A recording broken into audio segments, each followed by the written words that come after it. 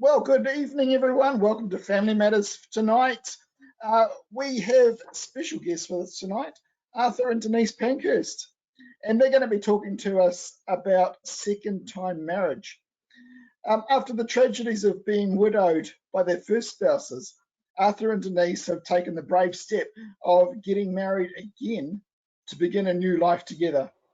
Their experience of love, loss, and grief combined with starting again as an older couple, complete with their own families, has some powerful life lessons for all of us.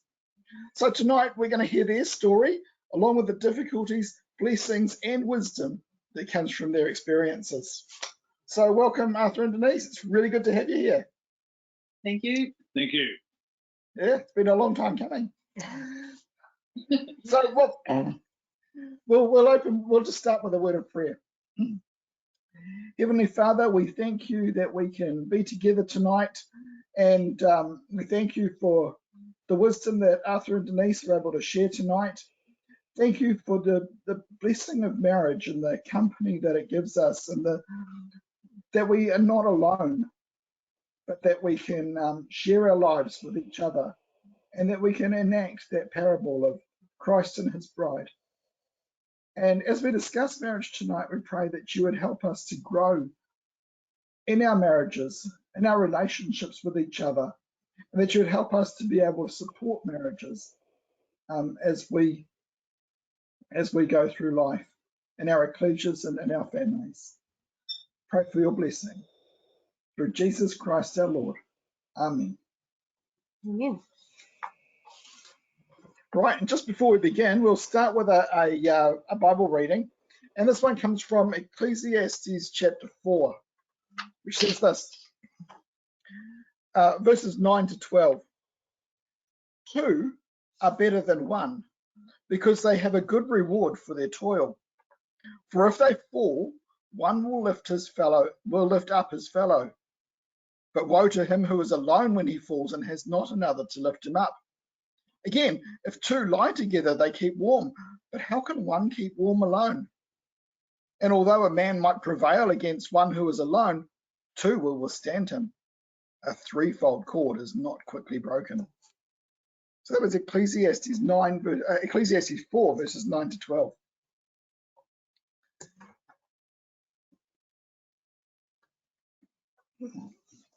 So Arthur, start with you. Do you want to tell us a bit about your backstory? About your previous marriage and where you lived, and all the relevant details. Well, What life used to look like for you? What life used to look like? Yeah, well, I grew up on a family farm originally, just out of Riverton, sheep and beef farm. And back in the late 70s, our family started playing around sawmilling, and we had three families on our farm, and my uncle had retired, and my first wife Shirley and myself took a position there on the farm, and we started playing around sawmilling, and we did 30 years sawmilling there. Wow. We moved off at one stage and had a small lifestyle block ourselves. Moved a couple of times, and we had three children. Yep. James, Israel, and Samantha. James and Samantha are near Invercargill, and Israel's in Wanganui. All married in the truth with families. We were in the Riverton Ecclesia, but before that we were Old Paths, when Old Paths was going, and it came back to Central some years ago. Took quite, when we joined Central, we took on all the roles that were in the meeting in Riverton, and and so everything was going pretty good, but all of a sudden my first wife came home one day, and Shirley was telling me a story. She'd been talking to her mother on the phone, and all of a sudden I realised that she could remember the story, but she couldn't remember the names of the people that she'd known for 30 years. Okay. And that was the sign. And so shortly, a month or so later, she was diagnosed with a brain tumour. And Well, that was very quick then. yes, so from diagnosis to death was 3 months. Oh, Wow. wow, yeah, that's very quick. That gives you very little time to get your head around all of that. Yeah. And all the symptoms that Shirley had were so seemingly minor that I still really wouldn't go to the doctor, but unless you put them all in a list together and had somebody who could say, oh, this is the problem. Yeah, so when Shirley died, I had my daughter Samantha was still living at home. She hadn't married at that stage, and she'd organised to go for a trip with Alvin and Cindy Brown to the Middle East and Europe with a group of young ones. So when Shirley died, 10 days later, Samantha was going to be heading away, and the kids said to me, oh, what about I go? I hadn't thought about it at all. I'd been flat out trying to look after Shirley. And, yeah. I thought, oh, well, there was nothing holding me. Shirley was dead and buried, so went and looked for my passport, and it was still valid, so they had me booked the same day, pretty much. Okay. Wow. I went with the group, and so everything went pretty quickly. But I was with a group of other brethren, which was really good when I needed support. Yeah. Okay. How long were you away for at that stage? I can't remember. I think it was probably about 3 weeks. Okay. Okay. Yeah. Yeah. Did you find that a helpful thing, just to be able to be, immersed in people's company for that length of time, for that time, during that grief stage? Keeping busy is an important thing. And if you sit around feeling sorry for yourself, it's all you do is lead to depression if you're not careful. Yeah. Yeah. So so that was a good way to keep busy and to keep occupied in that particular moment. Yes. Yeah. Yeah. Okay. Denise, do you want to share some of your story with us of what life looked like previously? I was happily single for many years, and then a man came out of the bush when I was 32, and decided he wanted to marry me. So Stephen and I were married. We had 2 children. We shifted down here to Nelson, and really enjoyed it. Did lots of things together, lots of stuff in the meeting. Stephen was the Sunday school superintendent. He'd had a very busy year in 2008 because there was a big storm. So he was having a weekend off, one Labour weekend, 2008, and he went tramping. He fell in the most simple place that he would be very embarrassed to know where he fell. Hit his head, died instantly, and I called search and rescue out the next day. He died on the Sunday. It's actually Tuesday morning. I called search and rescue. He was due home on the Monday. They found him 2 days later, and then I had to tell the kids that their father had died. Naomi and Hazel were 12 and 9. Yeah, so that's very really young. hard, Yeah. So that's cancer gives you time to say goodbye. Accidents don't. No. Yeah, so you're happily married, and then you're a solo mother with two young children. Hugely stressful. Yeah, hugely stressful. But you've just, with young children, you've just got to keep going. The blessing that I had was Stephen died in an accident. So our lovely system in New Zealand called ACC meant that I got paid money until my youngest was 16. Okay. Okay, that's great. Yeah, Yeah, which is meant I didn't have really to go back, helpful. so I could keep life normal for them. And I was widowed for 6 years until this bloke turned up. Well, do you want to tell us about how this bloke turned up?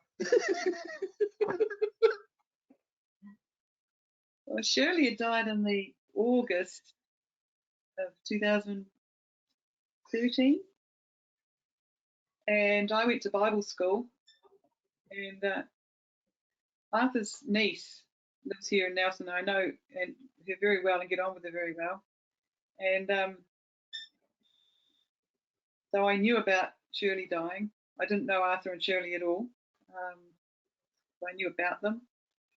Anyway, I go to Bible school 2013, 2014, and there's this guy there. I thought he doesn't look too bad, but well, he's a bit fresh. I'll leave him alone. But I talk to him because I know what it's like. It's quite hard. People don't really understand what it's like when you lose your spouse. Quite how traumatic. So yeah, I chatted to Arthur then at Bible school and talked to Sam. And then the following in February, I was out camping, and there's all this buzz going around. Oh, Arthur Pankhurst is turning up. Everyone else knew it except me. I think he'd rung his niece, that Liz Clark, to see where everyone was. But this bloke turned up on a motorbike, an old motorbike that you had to push down. Okay. Yeah, let's hear your side of the story there, Arthur. I'm at home and I'm a bit lonely, so got out their church phone list and marked off some eligible widows and jumped for a ride and started at the top of the list, A for Alderson. do a bit of prospecting to see what was going to happen. Yes. So the first visit was a bit non-event. Some months later, there was a whole lot of us camping way out of the Wops in Golden Bay. He turns up on a motorbike with no camping gear, borrows a sleeping bag, borrows someone's tent. Made all the good impressions. Enough so. So Denise says to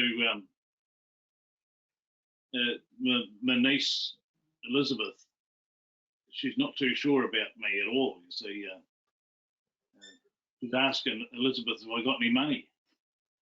And Elizabeth. Well, I mean, I had a mortgage-free home in the middle of, with a sea view in the middle of Nelson. I thought, oh, is he gold digging or something?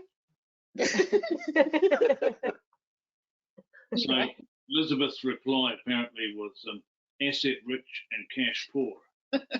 Fair enough. So one of his answers wasn't his motorbike. On my so way looks home, can be deceptive. so I went away home and bought a new motorbike and appeared back on that a few months later. Okay. So I think it was my second visit. I said to Denise, do you want me to come back again or not? And she said yes. So I thought, well, I better go home and tell the kids. So that was pretty much the proposal, I suppose. That was the proposal, okay. So, Look, yeah, no bended knee or anything like that. I figured that if Denise said to me that she didn't want me to come back, well, that was going to be the end of it. So You'd have to go to the next one on the list. yeah. Yeah. So how long a courtship did you have? He first turned up in February and we got married in the November. Okay. Oh, wow. Yeah. Coming up. And you never met before, apart from that Bible school. Yeah. Wow. So I was first seeing him at Bible school until the halfway through November. Yep. Wow.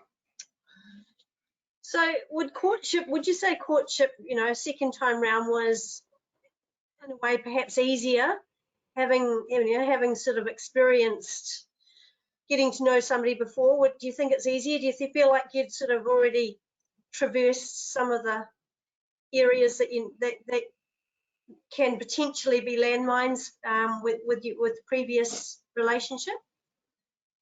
Well, when you're courting the first time, you don't normally have kids who are in,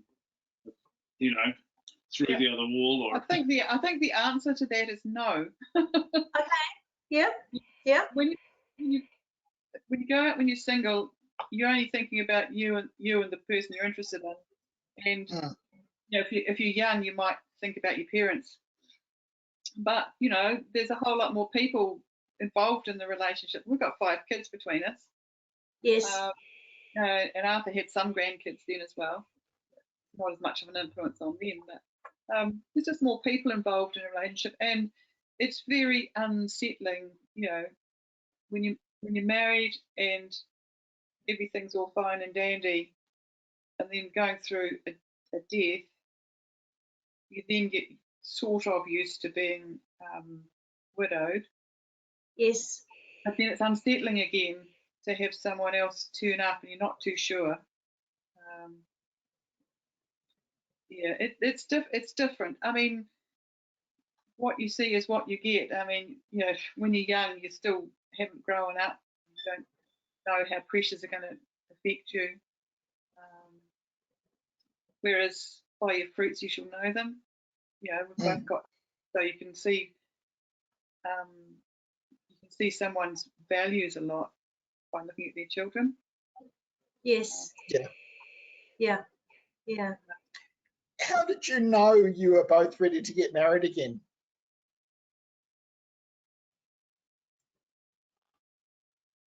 I don't know. We just don't. Oh, he was there, so and I was there, so we just got married. You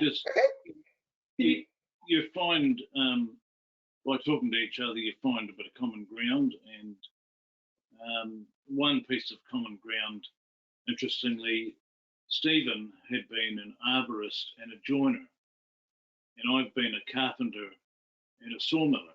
So I like wooden men. Yep. Yes. Okay, that's interesting. Yeah. We had, when you've got the truth in common, that's a big factor. And I believe. Yes. Yeah, it's huge. Yes.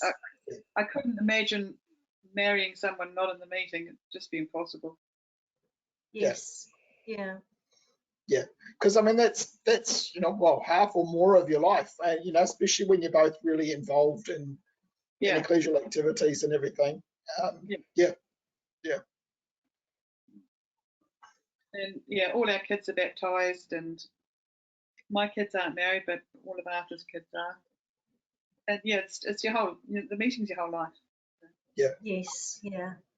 Yeah. So I imagine, you mentioned obviously you've both got children, so there's children in the equation, and potentially still parents as well, and parents of your previous spouses potentially as well. So there is a lot of people to kind of try and draw in and get on board with all of this, and I imagine that is not it's quite a big task to get around everybody and try and involve everybody in all this. Yeah, your family gets very big. As you know, my father-in-law, my first father-in-law, this had a lot to do with him over this past year. Yes. Hmm. He died in May, and you don't give up on your old family. They're still there. Arthur's Yes. father-in-law has died, and his mother-in-law has just had a heart attack. And you know, Right. you still care for all those families. Plus, you know, Arthur's got all his siblings and Shirley's siblings that we still have contact with. Mm. We still have contact with, you know, Stephen's sister. So there becomes a lot of people in your life. It does get People, it's busy. people not in the truth. When I tell them that I'm going to see my mother-in-law from a first marriage, they're sort of quite surprised in a lot of Right. ways Yep. that I'm still keeping contact. But with the Mm. meeting, like she's not in the meeting, but you know, you do value and try and keep those contacts. Yeah. Oh, absolutely. Sure, Yes. Yeah. And these are people that you've had a previous lifetime, a lot of contact with, and it doesn't just stop. No. Yeah. They've been a special part of your lives. So yes, then you're now combining a double lot, Yeah. which must be hard to keep up with everybody. Yes, it is. Yeah. And you have to keep up with people. I like Arthur's family, both his kids and his siblings, so I don't find that too difficult at all. Yes. It's nice to keep up with them. No, And it's good. my family was, you know, right down to Riverton, and Denise's family was right up to Auckland. So if we do a trip down south, we've got a sort of a checklist. We're trying to fit in as many visits as we can, either way, north or south. Yeah. Mm. Yep. Yeah. So One how thing- did you decide where you were going to live after getting married? Well, Obviously, Arthur, you've got property down lower part of the South Island, and Denise is based in Nelson. How did you end up deciding on Nelson?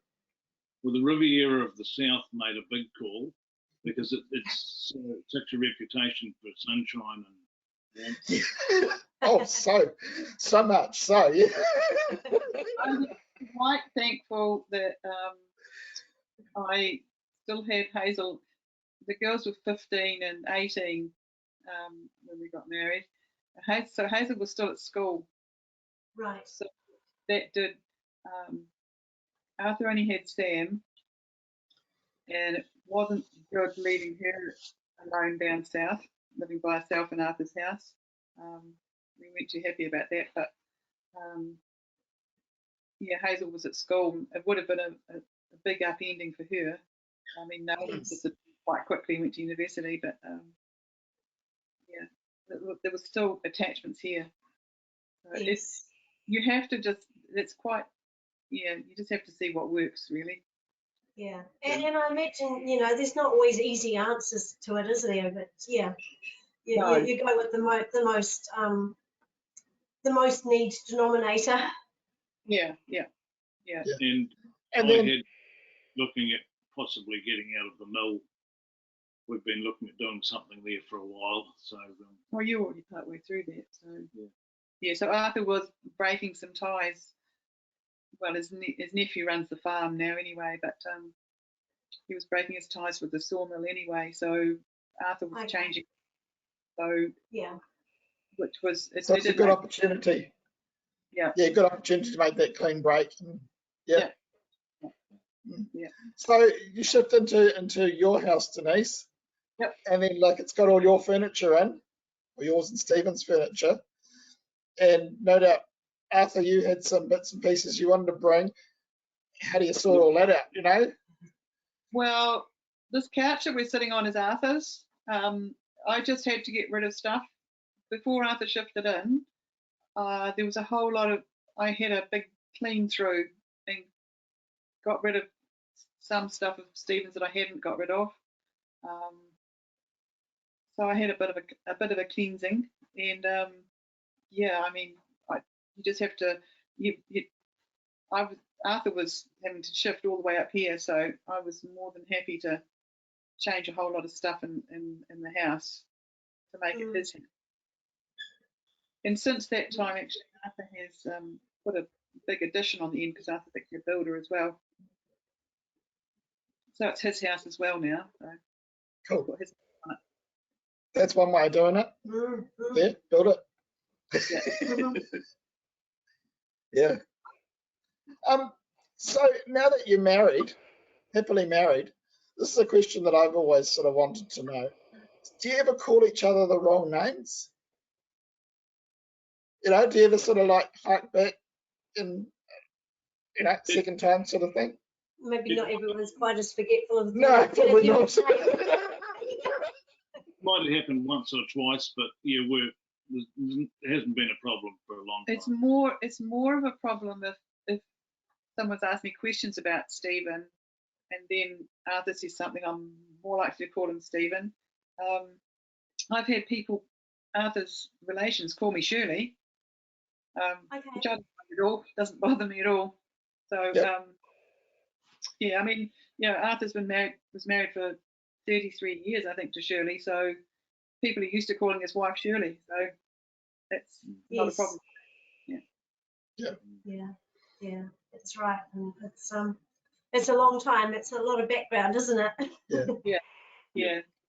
Interestingly, when we've compared notes, we had actually been to a couple of weddings together, one in Nelson and one near Riverton, but can't ever remember meeting each other. Right. So,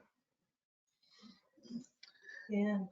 so together, do you talk about your previous spouses at all? You know, Yes. or is that a past? You know, it's gone. Quite often, Yeah.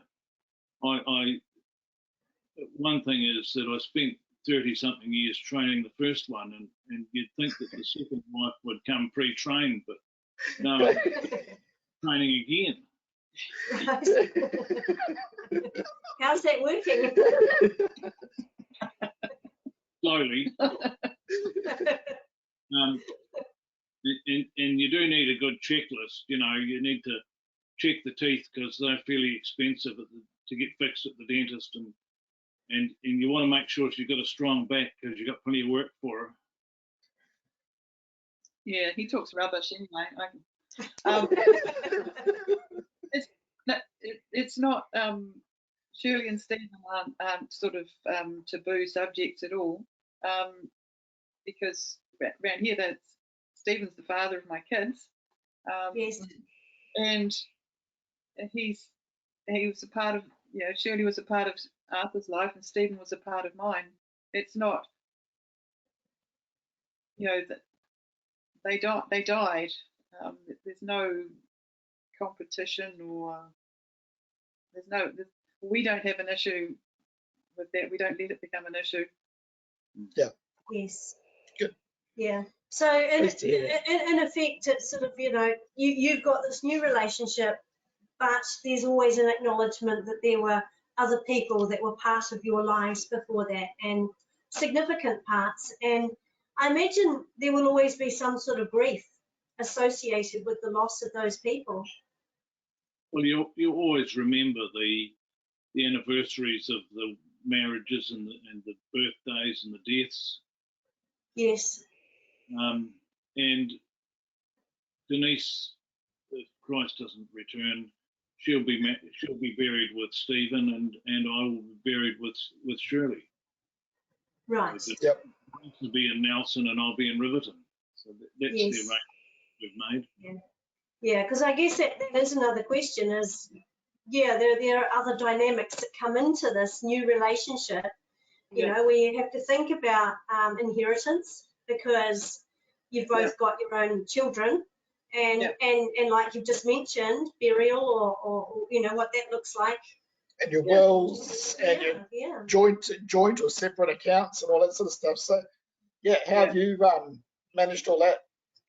Well, the lawyers were fairly wanting to dot the I's and cross the T's, put it that way.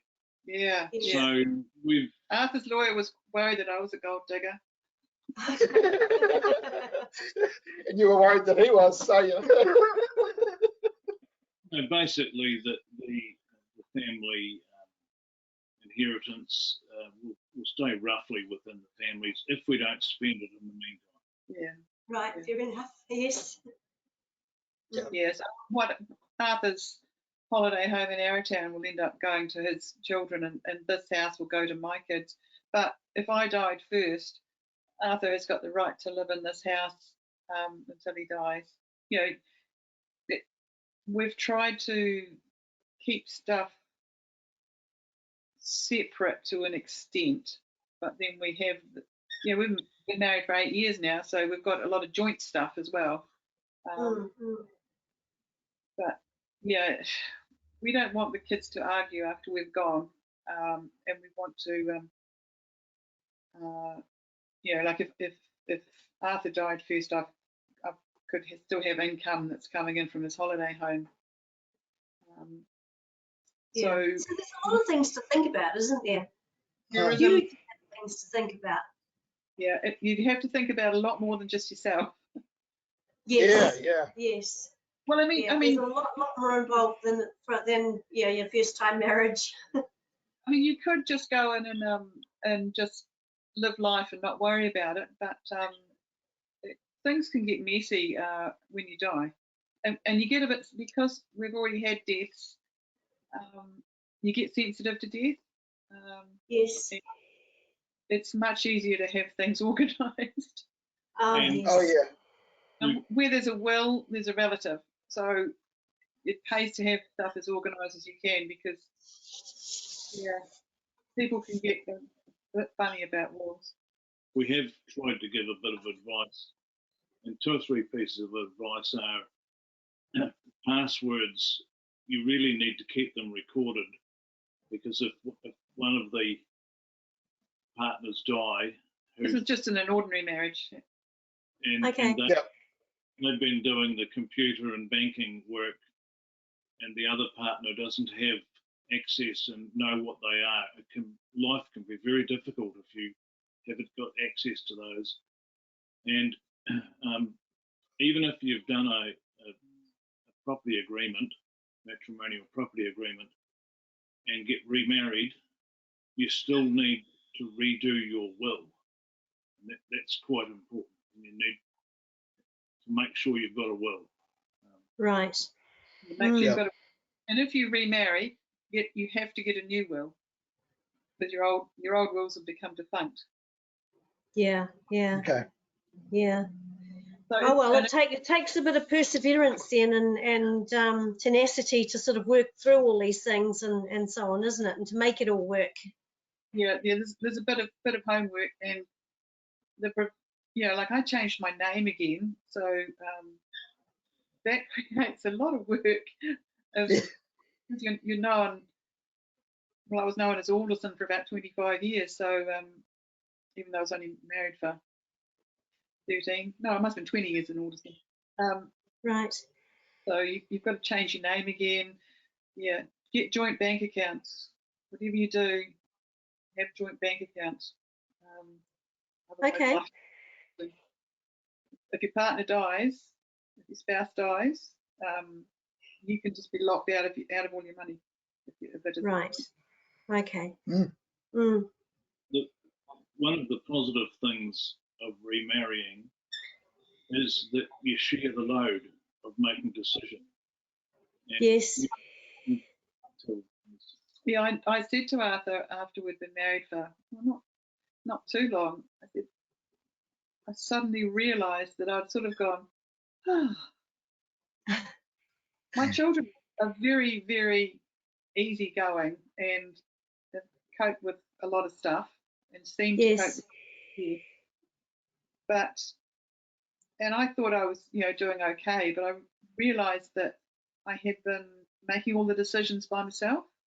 When you go to Bible school, I'm the one doing the driving up and back. Yeah. Making the decisions, doing this and other, and you just do it.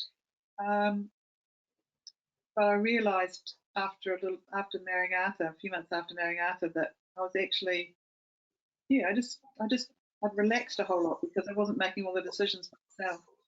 Yes, there's certainly wisdom in that. Ecclesiastes passage, isn't there? That two shares the load. Two are better than one.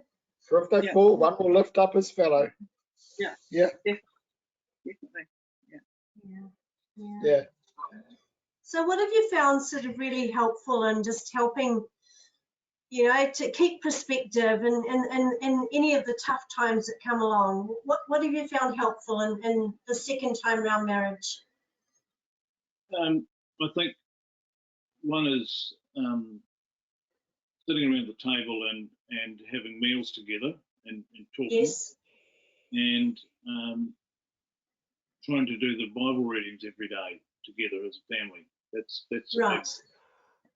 Yeah. Okay. Just try to help people, I think, and if you want to do something, just do it. Don't put it off. We tell the story about going to Israel. Oh yeah, I saw someone asked Catherine Hoban if she wanted to go on a trip to Israel, and on Facebook I happened to notice it, and I sort of looked up the link on it, and I was talking to Arthur, and we booked it about a week later. We went. Catherine Hoban never went, but we did. It was with Steve Wilson. And yeah, we just decided if something comes up like that, you can afford to do it, just do it, because life's short. Life's extremely short, and it can change in an instant. So, that was pleasure, and it was a wonderful trip. But, you know, if there's work to do, just get up and do it. If you see something needs doing, get up and do it, because life is very short. Yes. Yeah. Yeah. And Denise, in our previous chat, you spoke about you being able to keep perspective with the having had lost somebody previously. It helps keep perspective in any things that might be a little bit irksome, to feel like life is short. Do you want to elaborate a little bit on that? Yeah, well, I mean, you just don't sweat the small stuff. Yes. Yeah. Marv is an old coot now. You're not going to change him. His bad habits are so ingrained now at his old age that you can't change them, and so Yes. you kind of don't bother trying, and you just have to you just look past stuff. And I think I might have a couple of odd habits as well. So Well, he's trying to train you. We've already heard that. see, that's one of his bad habits. So yeah. Yeah. Yeah, I'm just untrainable, so that's all right. Yeah. But yeah, like you say, I think you're right there. You know, overlook the small stuff and celebrate the big stuff. And yeah. Very wise idea. Very wise advice. I heard that in some marriage guidance, not given to me, but to someone else. And I thought that was actually a very good idea. Yeah, because you can end up making something a much bigger problem than what it actually is. When you look, when you've had someone die, you know, that's quite a big problem that you can't do anything about. So you have to use the strengths that each person has got. And Denise has been particularly good with finances and having a very, very good veggie garden and running the house. And he builds stuff. And I've been a builder, so I've done that, but I've gone back to work full time. When COVID hit, I thought I'd better go full time, because up until then I'd just been doing a bit of seasonal work. Because until I came along, Denise's program in life was that she was going to probably have to go back to work after the ACC finished. Right. She's continued to be able to stay at home and garden and housekeep and other things. And I'm back working full time at the moment. Yeah. Sorry, did you say you're working full time, Arthur? Yes. Right. Yeah. Now, about those little trainings and compromises and growing closer together, Arthur, you mentioned hanging wallpaper when we were talking last time. Just elaborate on that. Well, I've heard that hanging wallpaper for a couple can be a test just to see whether they can work together. And I remember Shirley and myself, we had this wallpaper we tried to hang, and we had about 3 different goes at it. And we couldn't successfully hang this wallpaper. But a couple of years later, we were in Invercargill and walked into an office, and here's exactly the same wallpaper, and they had it hung wrong as well. So it was one of those, when you're standing right with the wallpaper in front of you as you're hanging it, you couldn't see the fault until you stood back from it. Okay. Oh no. Yeah. Thankfully, my house was all decorated, so we haven't had to hang wallpaper together. But we actually do work together. He's the builder, but I'm the gopher. So we've helped lots of people other than building here. We've helped lots of other people do building stuff, and I just quite enjoy being the gopher. Yeah. Nice. So you work well as a team. Yeah, it's nice doing stuff as a team. We really enjoy it. Good. Yeah. So you've found, you know, hobbies and activities to do together that you enjoy as well? Yeah. We both quite like gardening, and at the moment I'm growing veggie seeds into plants, and then Denise will carry them on in the garden. He's really good. I'm the beekeeper, but he's the lifter of heavy stuff, which is really good when you're beekeeping. And, Yes. and we both enjoy going out in the boat, and that's partly why I'm not working for money anyway. Just so that we can do things together. I mean, if I was going out to get money, we wouldn't be able to do so much together. And we have enough money without me going to work as well. So unlike when life is short. Yeah. And, you know, enjoy those moments together and make the most of them. Yeah, and when people get divorced, houses get split. But we've had 2 lots of houses put together. So we've got enough money to live on without, you know, we don't obviously have mortgages and stuff. So we don't have to chase the dollar. So I can occasionally go out in the truck with them, go for a ride. Yeah, we do all sorts of stuff, which is just That's nice. Yeah. Any other thoughts on growing closer together? You know, as either a second-time marriage or a first-time marriage. I mean, a lot of the stuff you've talked about has been really, you know, friendship-based, but yeah. Yeah, you have to be friends. You have to be friends. Denise is she likes fishing, and I like fishing as well. So we've bought a new boat a few months ago, hoping to get out in that. Right. But Denise is quite competitive with her fishing. Always reminds me what a bigger fish. Or more. Yeah, he's quite good to rub it in. Yeah.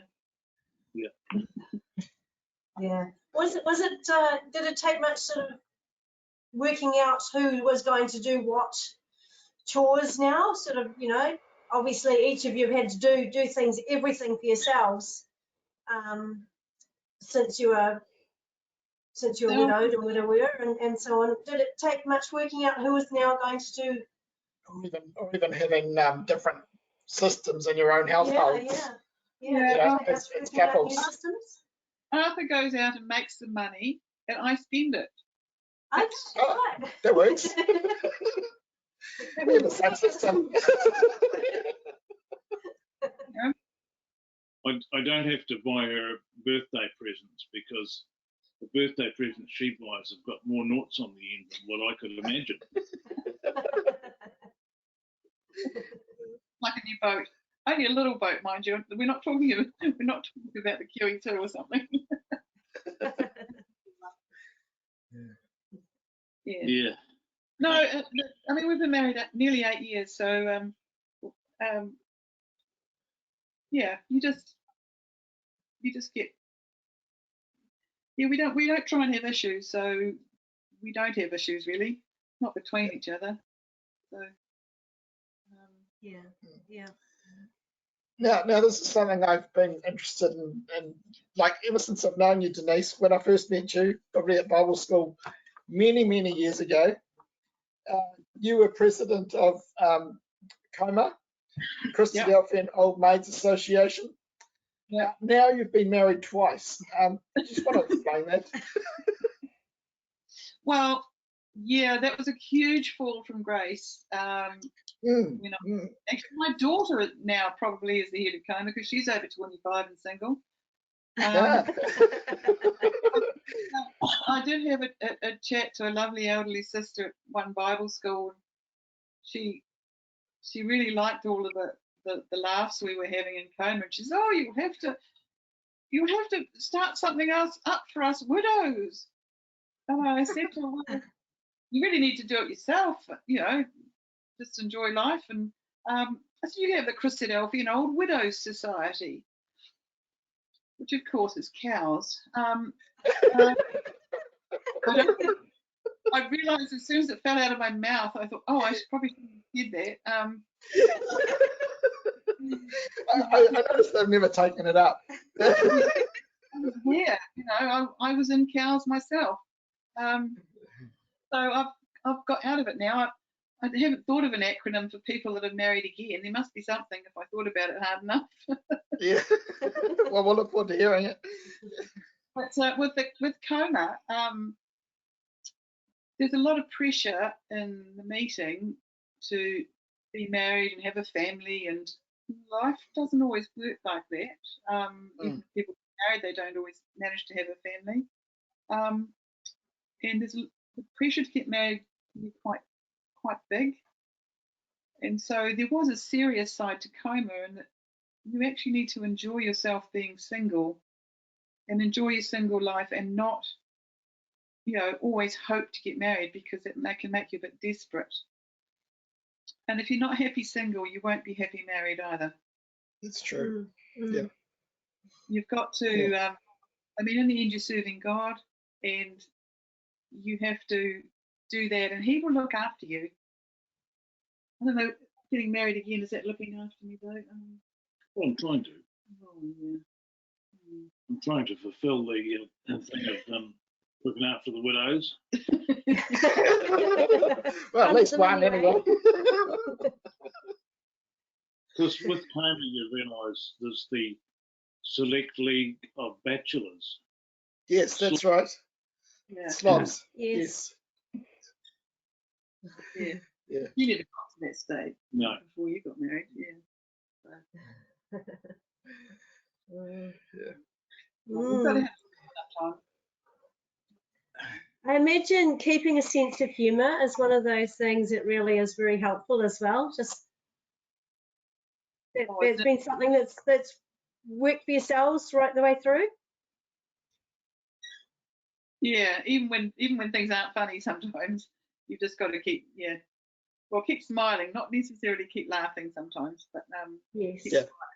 I'm thinking more about widow with that than marriage. Yeah. I mean, you guys probably live like that anyway. I seem to remember Robert's laugh quite a lot, so Yes, you still got it. Yeah. Oh, thank you so much for joining us tonight. We've really enjoyed. I've really enjoyed tonight. You? It's been a neat chat. Yeah, it has. It's been really good. Yeah, and I'm sure there's always more that can be talked through in any of these subjects. But as always, we sort of end up running out of time before we run out of things to talk about. Yeah. But we do appreciate you spending the time with us and chatting about this, and being able to share your stories, both from where you had been, and obviously there was a huge amount of grief and processing that had to go through with the loss of your previous spouses, and being able to just be, you know, candid and open with sharing with how life is for yourselves now, and yeah, working through the process of second time round, and yeah, all the extra things that go with it, really. And Yeah. I really what I've really appreciated has been the life lesson that you've shown to us of where, just like life is short. Live for the moment and live, make the most of it. Yeah. Make the most of what you've got, whether you're married or whether you're not, or whether you're first time or second time or wherever you are, make the most of it. And I think that is a really crucial life lesson for anyone, whether, And I at whatever stage of life. certainly need to take on board don't sweat the small stuff. I'm pretty good at that. How long have you guys been married now? Oh yeah, over 30. Yeah. Yeah. Anyway, thank you so much for that.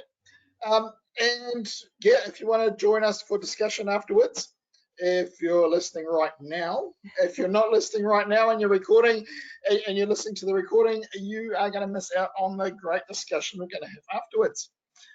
So coming up, we have October the 10th is our next Family Matters.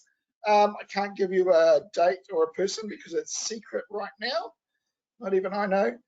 And on November the 7th, we have Mental Health and Faith in God with Will and Renee Patino. So that'll be really good. And our last one for the year will be on December the 5th. So those are the three that are coming up. If you have any suggestions of people or topics or anything like that, feel free to send them through because we would love to hear them. And your prayers for Family Matters are also really appreciated. If you've got any suggestions or anything, or you want to get in touch or receive the Family Matters emails, just email me at robert@thinkythings.com and I will send you the emails and receive your thoughts and your suggestions. That'll be great.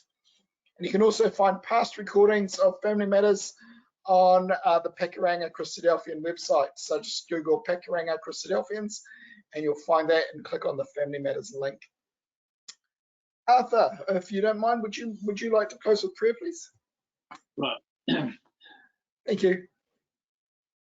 Our Father, which art in heaven, we come before thee at this time at the end of our evening. We thank thee for this time we have had together of discussing these things of remarriage. We thank thee for all the blessings that we have, and we pray that we might have been able to give strength to other people that are in difficulties, and we thank thee for all these things that we have.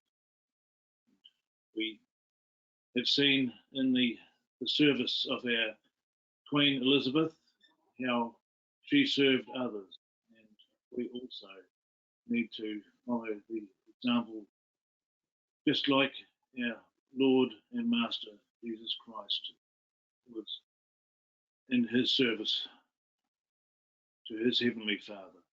We thank thee for all these things and pray that you will be with us at this time. Ask these things through the name of our Lord and Savior, Jesus Christ. Amen. Amen.